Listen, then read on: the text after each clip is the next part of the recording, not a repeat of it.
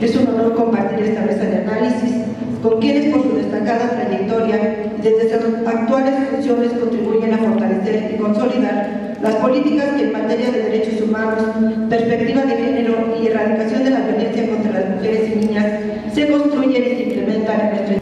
Vemos la realidad centrada solamente en la participación política de las mujeres en los cargos de elección. No estamos abriendo la valoración de la paridad hacia otros aspectos de nuestra vida cotidiana. La paridad no se puede quedar, no se debe quedar solamente en la participación para la elección de cargos públicos. También tiene que abarcar otros aspectos de nuestra vida: el aspecto económico, el aspecto educativo, el aspecto laboral, que sabemos que son muchos de los espacios que por diferentes situaciones están un poco o mucho fuera del alcance de las mujeres. El Instituto Electoral se pone a invertir cada peso que tiene para capacitación, para cuestiones de género y demás, a que lo inviertan realmente en generar un cambio de cultura.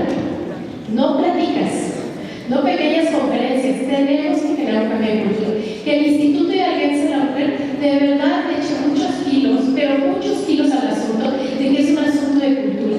Que todos pretendemos en realidad es la igualdad entre hombres y mujeres.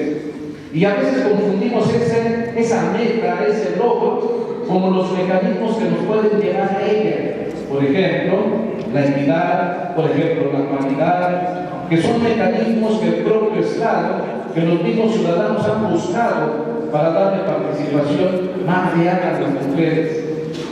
El género, tema central del certamen de ensayo de este año, ha favorecido el fortalecimiento del derecho de las mujeres a participar como contendientes en los comicios, buscando con ello un equilibrio que refleje de manera más exacta la composición de la sociedad, así como la representación de los intereses del sexo femenino.